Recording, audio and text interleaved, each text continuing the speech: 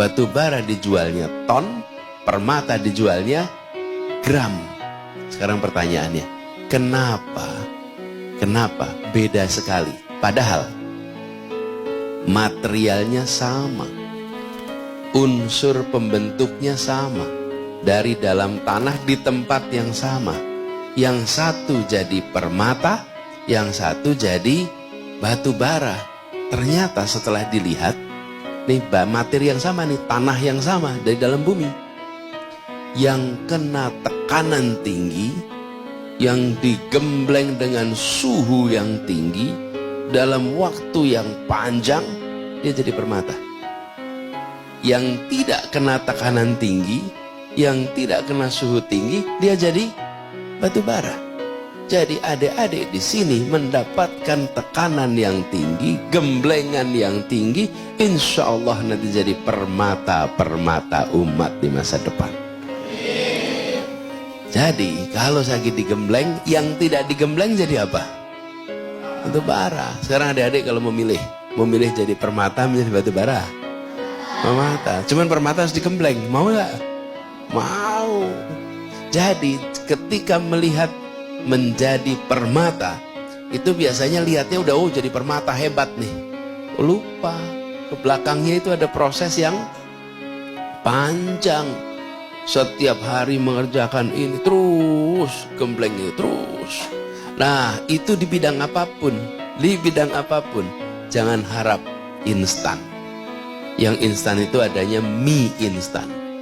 Tidak ada permata yang instan. Betul ya? Jadi adik-adik semua, ini saya ingin sampaikan kepada adik-adik sebagai sebuah hikmah. Adik-adik sedang berada di sini, belajar, di sini mengaji jauh dari orang tua. Betul kan? Jauh dari orang tua, jauh dari adik, jauh dari kakak. Pada saat yang sama mungkin adik-adik menjalani, ini terasa seperti berat. Insya Allah tidak berat. Dan siapkan bahwa ini bagian dari pembelajaran. Mudah-mudahan nanti adik-adik menjadi permata bagi umat nantinya. Insya Allah. Jangan ambil yang ringan. Kalau adik-adik mau mendapatkan sebuah keberhasilan, harus bersiap untuk jalan yang mendaki. Saya sering bilang ini Ustaz sama anak-anak.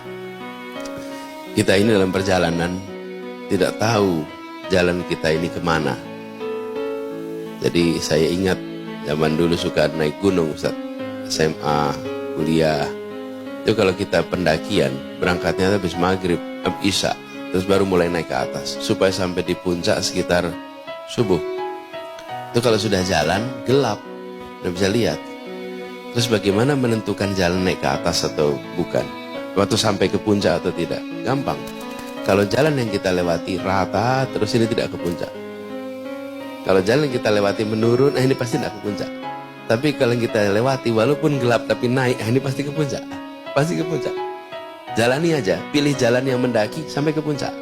Tapi kalau pilih jalannya yang rata, tidak kemana-mana. Nah, jalan yang nyaman itu jalannya rata dan menurun. Jalan yang mendaki itu pasti berat. Tapi itu akan mengantarkan kepada puncak-puncak baru dalam perjalanan hidup adik-adik semua. Insya Allah itu aja pesan buat adik-adik semua. Mudah-mudahan yang sederhana ini bisa memberikan manfaat. Sekali lagi Ustaz Somad, terima kasih atas kesempatan untuk bisa bersilaturahmi bersama semua di sini. Semoga ini membawa keberkahan bagi kita semua.